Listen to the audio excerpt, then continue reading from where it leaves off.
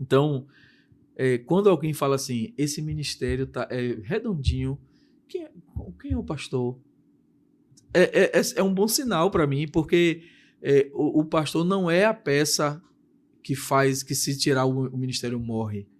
O pastor ele é o que dá a liga. Então, hoje é muito difícil você encontrar um ministério onde os líderes assumam esse papel, porque eles querem ser discípulos para serem, claro, obviamente nós não estamos generalizando, né? Ele quer ser discípulo para ocupar o lugar que o discípulo tem diante do mestre. Mas ele não quer ser o discípulo para fazer aquilo que só cabe ao mestre observar. Perfeito, Né? pastor.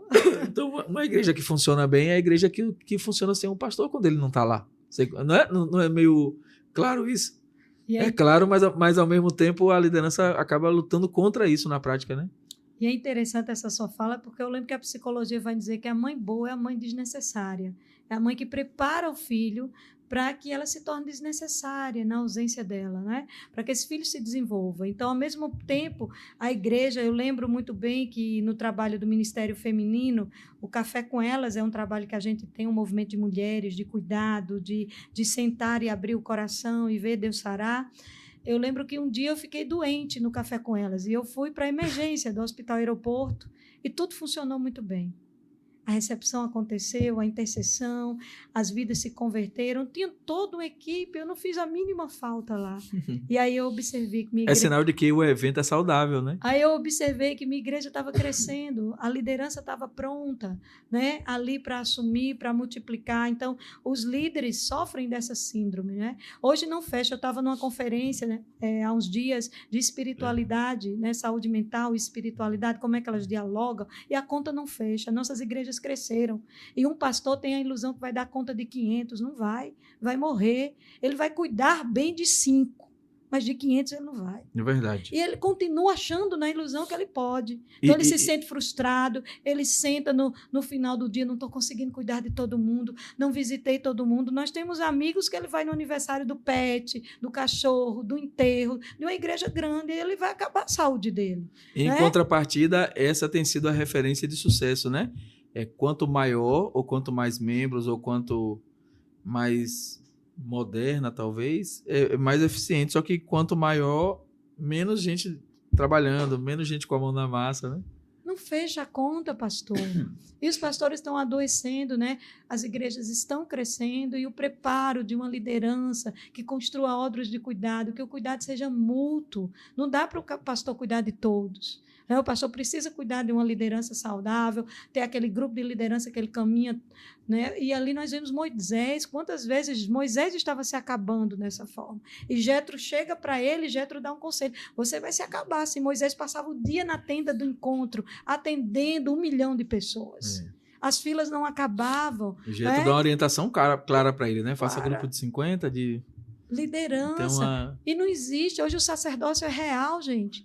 Deus nos escolheu para ser sacerdócio real. Não há uma unção única, diferenciada, que só a oração do pastor vale, não. Eu lembro que meu esposo conta que uma pessoa ligou para ele pedindo para expulsar. Meia-noite, tinha alguém aqui com a área de libertação, o pastor disse: ô, minha irmã, vá lá, impõe a mão, ore e diga em nome de Jesus que saia, que Deus vai ouvir sua oração.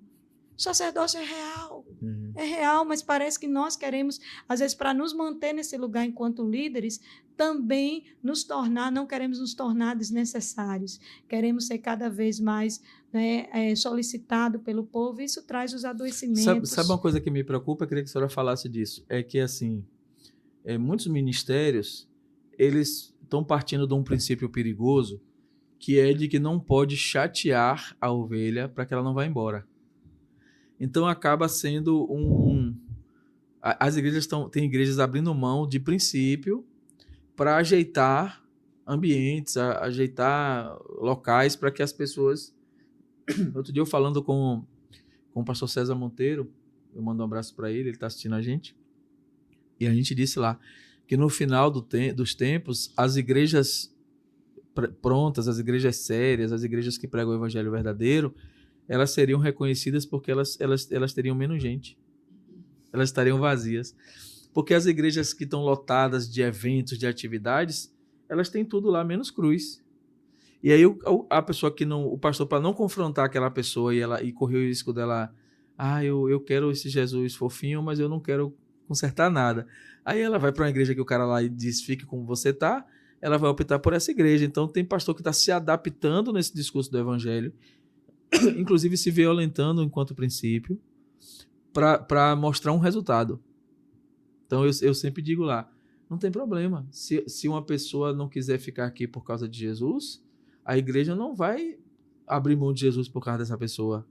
E esse é um preço que precisa pagar. Mas tem muita gente que não quer pagar porque, na outra ponta, as pessoas estão medindo a eficiência do ministério por essa referência, pela quantidade de pessoas, se o templo está crescendo, pelo tamanho do LED do telão, né? Eu não sei se vocês sofrem isso lá. Sofremos. Porque tem gente que fala assim, uma igreja bonita dessa, uma igreja bonita, não tem um LED, uma igreja bonita dessa, não sei o quê, a parede não é preta, não tem umas maluquices dessa? Vocês sofrem isso lá? Com certeza. Quando eu digo ao meu esposo, amor, vamos apagar a luz hoje, aqui nessa igreja, apagar a luz, não. A luz é acesa, porque somos a luz de Cristo e a gente precisa, né? A gente precisa estar... Lá na igreja já teve essa polêmica sobre apagar a luz ou não apagar a luz. Exatamente. Uma parte quer, outra parte não quer, nunca vai ter consenso. As pessoas procurando experiência sensorial. Então, a gente sabe que houve um boom no Brasil do crescimento das igrejas, do crescimento do evangelho, mas nós sabemos que a nação não condiz, a transformação da nação não condiz com esse crescimento. Então, igual a igreja cresceu, ela pode entrar num ateísmo muito grande. E a gente precisa começar essa restauração, esse cuidado, cuidando dos líderes, cuidando dos nossos pastores. Pastor, para o senhor ter ideia que 80% das pessoas que estão no ministério pastoral, dos pastores, diz que o ministério deles afeta negativamente as suas famílias. Ele acredita que... Peraí, para eu entender esse dado. Presta atenção. Repita o dado aí. 80% dos pastores, isso foi a Skyfer que nos disse numa pesquisa, acredita que o ministério pastoral afeta negativamente as suas famílias. Se as famílias pudessem escolher, ele não seria um pastor. Entendi. Então, nós precisamos... Vai ser um dado muito sério. Muito sério, e nós precisamos entender o que isso significa. Pastor, onde é que a gente se perdeu nessa história? Porque assim, houve uma época que era um privilégio alguém dizer assim, o meu pai é pastor, na minha casa tem um pastor. Como é que uma pesquisa agora mostra que 80% está dizendo que afeta negativamente esse lá? Em que momento da história a senhora acha que esse rumo saiu do lugar? Essa coisa de não ser mais relevante, ser o contrário agora, né? Ter um pastor na família ser algo que influencia negativamente. Isso, a gente começa isso com esse movimento, né? Esse boom, essa entrada do neopentecostalismo, né? Quando o evangelho começa a se transformar em produto. Então, quando começa a se transformar em produto, você não é mais visto como um sacerdote, como um missionário, como um homem que carrega um chamado e uma missão. Você é um produto. E você tem uma expectativa a alcançar, você tem uma meta a abater, tem alguns ministérios, quando nós vamos para encontro pastoral, a gente ouve coisas que a gente nem sabe que é possível. Esse colega, ele era pastor de outra denominação, e aí ele disse que ele tinha uma meta que ele tinha que atingir, e se ele não atingisse aquela meta, ele era cobrado, e possivelmente ele ia ser... Uma meta de quê? Meta financeira, meta de pessoas, meta de crescimento,